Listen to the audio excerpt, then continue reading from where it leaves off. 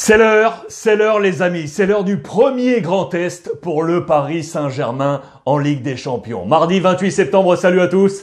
J'espère que vous êtes en forme ou que vous soyez bienvenus comme d'habitude à la maison dans mon petit bureau pour ce point média. C'est l'épisode 164 sur YouTube, Paris Saint-Germain City et les autres gros matchs de cette journée. Mais on commence avec le club français, l'affrontement entre Pochettino et Pep Guardiola, la presse française.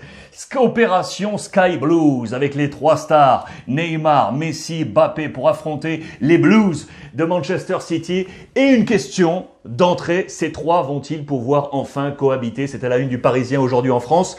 Unis pour le meilleur, point d'interrogation. Est-ce que l'union sacrée est là dans les colonnes intérieures du Parisien? Vous le voyez, cette question avec les trois stars alignées, c'est la question principale et un élément de réponse déjà avec l'homme qui a porté les deux couleurs, Paris et City, Monsieur Nicolas Anelka, qui s'exprime ici, qui le dit très clairement, Kylian Mbappé doit être le patron de l'attaque du Paris Saint-Germain. Il y avait des doutes, vous le savez, dans la connexion entre ces hommes.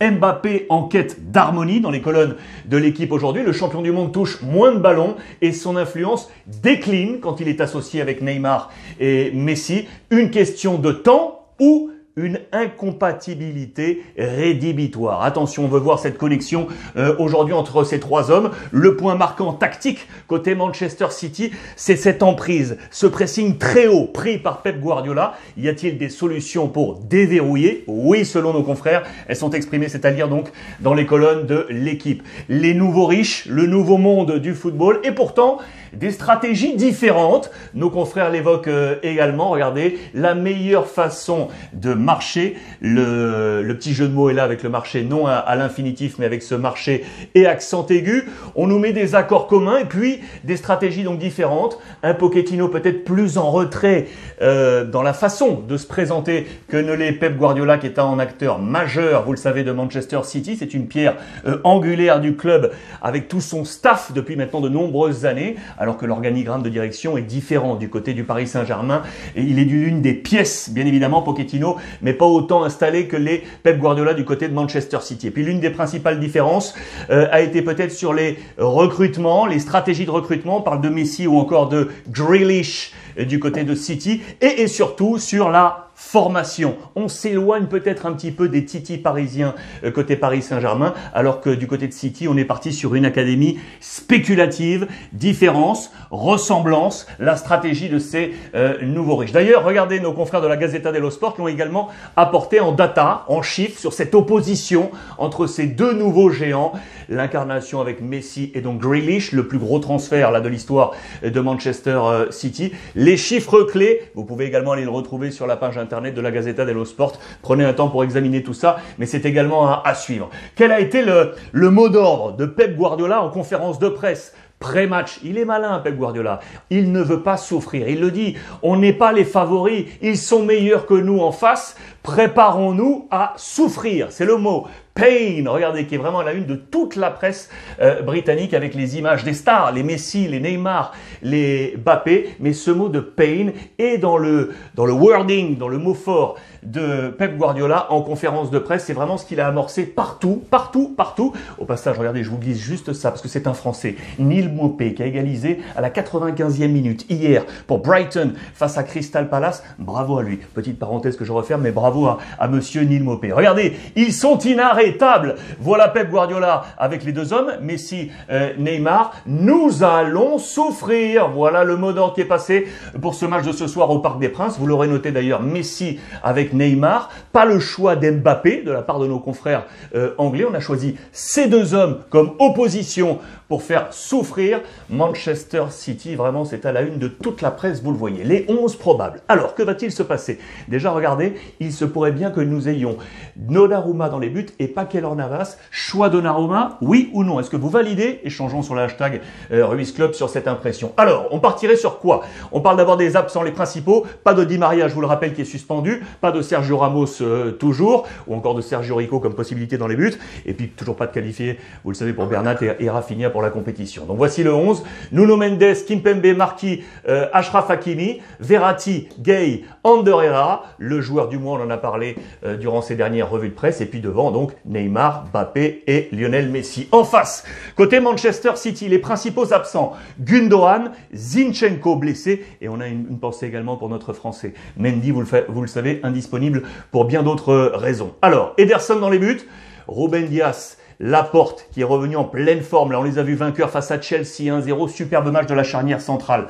Walker à droite, Cancelo à gauche. De Bruyne, Rodri, Bernardo Silva, excellent dans le match face à Chelsea, Mahrez, Ferran Torres, l'Espagnol, et donc Grealish ici. C'est le pressing de Manchester City que va faire Paris ce soir. On va se régaler. Je peux vous dire que je serai au Parc des Princes. J'aurai cette chance. Je vais vous poster quelques photos sur les réseaux sociaux à partir de ce soir. On va se régaler. Autre match de Ligue des Champions ce soir très attendu et notamment avec les deux équipes de Madrid. Les deux équipes de Madrid ce soir en Ligue des Champions avec deux matchs de qualité. Regardez la une de la presse espagnole. Alors, il y a du Karim Benzema en mode shérif parce qu'en face, c'est le shérif Tiraspol, l'équipe moldave qui se rend du côté du Real Madrid avec donc Karim Benzema et puis l'Atlético Madrid qui se rend à Milan face à l'AC Milan. Là, on va se régaler. C'est par là qu'on va commencer avec, regardez, les chocs donc des Pistoleros. Benzema, Luis Suarez, un superbe match à Milan qui nous attend avec une opposition de style à nous deux, à la une de la Gazzetta dello Sport, entre le coach Pioli et El Cholo Simeone, qui sera le maître de San Siro. Voilà la grande question qui est placée ici. C'est vraiment une opposition entre ces deux hommes, de vrais stratèges du football aujourd'hui. C'est une opposition numéro 9 également, avec une question du côté de Milan. Qui sera le titulaire? On va voir ça dans un instant dans les 11 probables. Deux hommes, bien évidemment, l'absence de Zlatan Ibrahimovic, toujours blessé. Rebic ou notre Français Olivier Giroud. En face, c'est Luis Suarez, hein, bien évidemment, qui sera titulaire, à n'en pas douter, et qui a toujours un caillou dans la chaussure. Ça fait un bon moment qu'il n'a pas marqué en Ligue des Champions. Il lui faut marquer. L'Atlético Madrid, c'est dans les pages de Marca. Regardez, vous le voyez justement avec Luis Suarez et Antoine Griezmann qui doit retrouver sa cadence qui était la sienne lors de son ère 1 Atlético Madrid. Ce n'est pas encore le cas, vous le savez, on en a parlé hier. Pas mal de critiques là qui commencent à s'abattre sur le Français concernant sa capacité à retrouver ce régime. Ça, j'aime bien cette histoire. Ça, c'était une photo de la finale 2016 de Ligue des Champions entre l'Atlético et le Real Madrid. Ce match s'est joué où?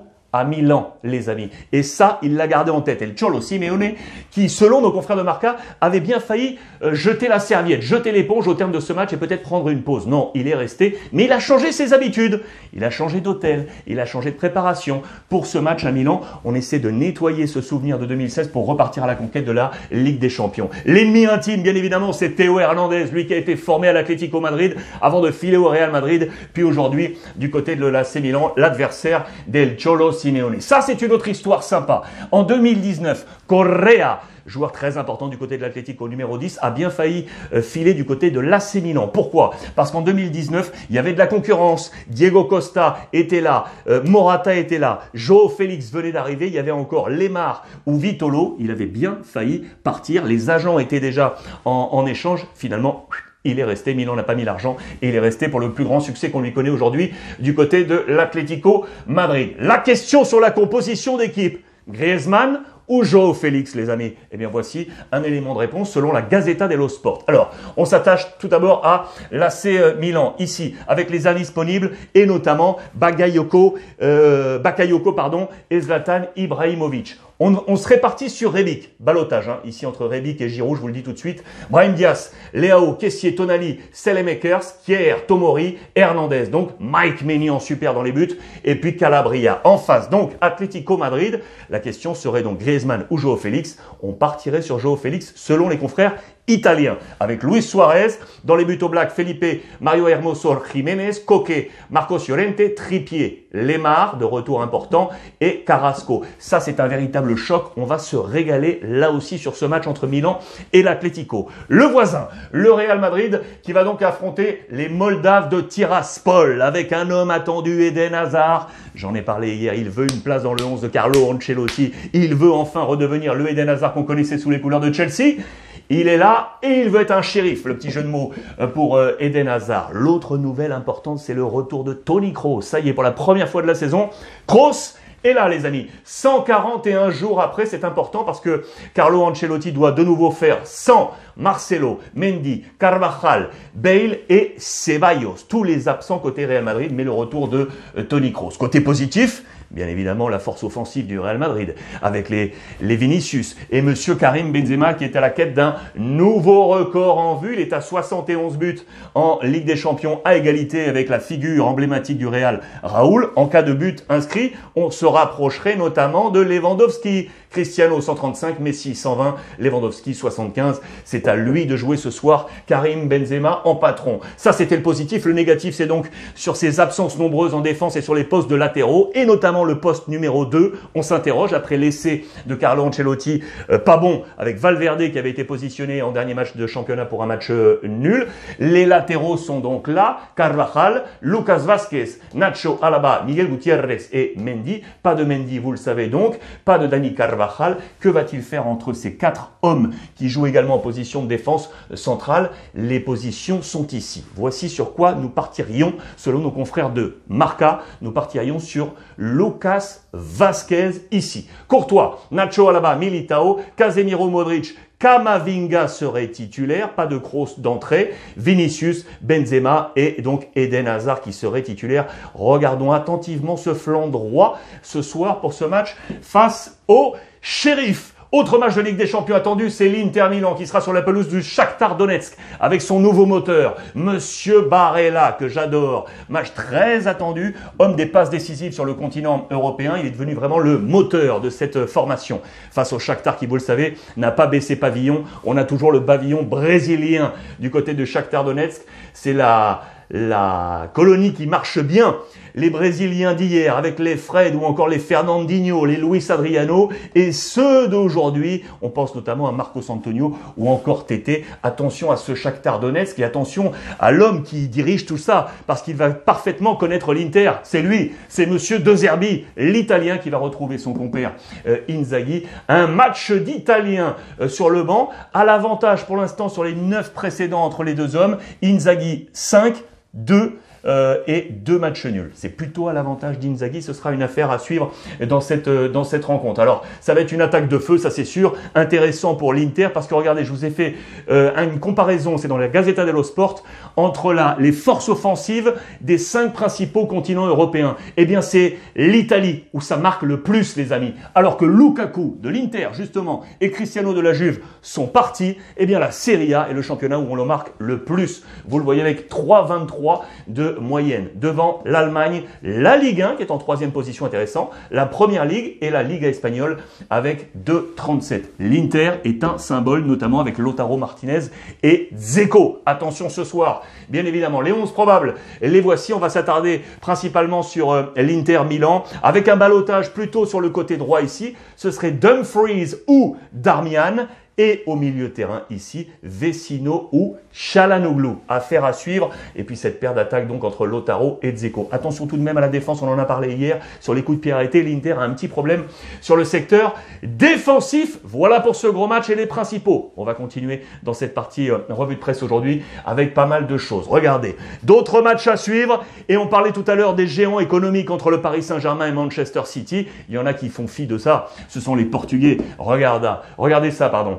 Ce que l'argent ne peut pas acheter. Pourquoi? Parce qu'on nous montre que Porto va affronter la puissance économique de Liverpool et que le Sporting Portugal sera sur la pelouse du puissant Borussia Dortmund, le Sporting tout court, pardon. Et donc ces deux hommes n'ont peur de rien. Ces deux hommes, ce sont les entraîneurs respectifs avec Sergio Conceição de Porto et l'ami Ruben Amorim du Sporting. Les Portugais attendus dans cette Ligue des Champions, tout comme demain, parce que demain on a un super Benfica face au Barça. Le Barça emmené bien évidemment par son nouveau numéro 10, l'héritier de Lionel Messi, l'incarnation de la nouvelle stratégie du FC Barcelone, c'est Ansu Fati, où on est sur le cadre de la prolongation urgente de contrat. C'est le message qui est lancé par nos confrères du quotidien Sport. C'est lui qui donne la lumière à ce Barça. On doit absolument se projeter sur ce projet Ansu Fati, le président Laporta doit impérativement prolonger ce contrat pour le serrer et le garder comme pierre angulaire de cette nouvelle stratégie. Ansu Fati qui avait fait donc son retour après 10 mois de calvaire le week-end dernier et en plus il a marqué ce but. C'est une histoire absolument incroyable. J'adore cette petite photo. Regardez, il a gardé son maillot. C'est assez rare, mais il a gardé son maillot comme un souvenir de ce calvaire passé de 10 mois de blessure. 4 opérations, les amis, et notamment par ce professeur, Louis Steele. C'est lui qui l'a opéré, c'est lui qui a mené la sortie de crise, on peut le dire ainsi, de l'ami Ansu Fati. C'est une bonne nouvelle également, en plus du Barça, pour la Roja de Luis Enrique, l'équipe d'Espagne. Il a manqué à l'Espagne lors du dernier Euro. Il va revenir, mais on va être prudent, bien évidemment, pour le ramener petit à petit, l'ami Ansu Fati, du côté du Barça et de la sélection espagnole. Du coup, ce Barça est dans un système et une stratégie 100% Masia, 100% Cantera, parce qu'on a ces problèmes économiques et on va s'appuyer donc sur les jeunes avec Ansu Fati comme symbole ici. Regardez, c'est tout simplement un 11 que l'on pourrait composer de joueurs passés par la Masia actuellement dans l'effectif du FC Barcelone. Iñaki Peña, Mingueza, Piqué, Araujo qui a passé 2 ans à la Masia, Jordi Alba, Busquets, Nico, Riqui Puig, Sergi Roberto, Ansu Fati et Gavi. Voilà la possibilité qu'a Koeman aujourd'hui entre les mains s'il veut satisfaire la politique du président Laporta. Très intéressant. Pour ce qui nous attend face à Benfica, on aura donc Ansu Fati, c'est sûr, comme symbole de l'explosion de la Masia, mais pas seulement, puisque regardez, Alba est de retour. Jordi Alba qui a manqué au Barça sur ces derniers temps, il a accéléré pour être prêt pour ce match très attendu face au Portugal, ce qui sera le 100e match de De Jong sous le maillot du FC Barcelone. De Jong dont on attend encore beaucoup, Frenkie de Jong du côté du FC Barcelone dans ce milieu de terrain. D'autres petites infos comme ça à prendre et notamment de Ligue des Champions et autres. On va parler du Napoli avec le phénomène Osimhen et on va parler de la Juventus de Turin qui va affronter Chelsea en Ligue des Champions. Cette Juve, regardez, qui va être à l'italienne. Pourquoi? Parce que les deux forces offensives, Dybala et Morata, sont absents, blessés notamment. Ils reviendront après la trêve. On va s'appuyer sur le 100% italien avec Chiesa très certainement et Moïse Kean qui seront les deux hommes offensifs de l'ami Max Allegri. Le patron Agnelli a voulu lui rassurer les supporters. Pourquoi? Parce qu'on commençait à s'inquiéter avec les pertes du côté de la Juve et on s'inquiétait quant à savoir si la famille Agnelli allait rester oui ou non aux commandes. Le message a été lancé, nous resterons quoi qu'il arrive. Je vous ai grossi ce petit tableau, c'est le chiffre d'affaires de la Juve après plus-value. On est ici à 450 millions d'euros sur ce chiffre d'affaires, mais regardez le résultat net d'exercice. Après ici un plus 43, on est en baisse rapide à moins 210 millions d'euros. Pour autant, la famille Agnelli l'a assuré, on va rester là. Calmez-vous par rapport à cette crise économique. Nous allons faire ce qu'il faut dans la stratégie de la Juventus de Turin. Ça, on adore. C'est le trésor d'Osimhen. Lui, il rapporte de l'or, c'est sûr. Il est même rentré dans les cœurs napolitains, peut-être en dépassant les stats du fameux Gonzalo Higuaín. Il marque. Je voulais vous proposer encore ça parce que c'est un véritable prodige. L'un des meilleurs buteurs du mois de septembre avec Karim Benzema, Haaland ou encore Wissam Ben Yedder. Dans ce championnat italien, un dernier point d'ailleurs sur ce qui s'était passé le week-end dernier, le grand derby remporté par la Lazio face à l'AS Roma. Je vous montre ça, ça a été une des forces de la Lazio, c'est l'une des forces pour la prochaine saison. Ce trio-là qui marche très très bien, le trident de Sarri, Immobilier avec Felipe Anderson et le petit nouveau arrivé, l'Espagnol Pedro, arrivé d'où, vous le savez, de l'AS Roma. Où José Mourinho a un peu de boulot, il a deux fronts, l'arbitrage et la VAR qu'il a contesté largement face à lors de cette défaite face à la Lazio. Et puis la deuxième, c'est gérer son effectif que l'on jugerait, selon la Gazzetta, pas assez profond, pas assez qualitatif sur le banc pour venir aider la formation titulaire. Les deux fronts de travail de José Mourinho, actuellement 4e de cette série A.